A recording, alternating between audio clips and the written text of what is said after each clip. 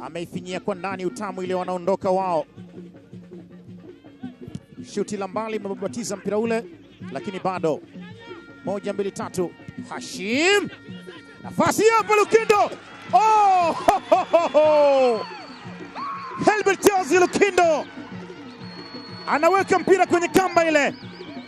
Ilikuwa ni shuti la manyanya ambalo lilibabatiza, na Helbert Charles Lukindo alikuwa kwenye eneo zuri kweli kweli, anaukuta mpira ule, anausukumiza kwenye kamba.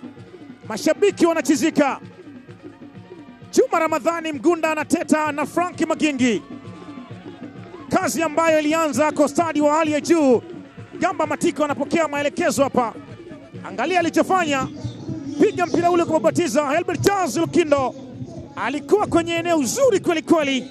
Hii ndio a ball on the space, the man on the space, the ball on the net. Mpira umekaa kwenye kamba, zimewachukua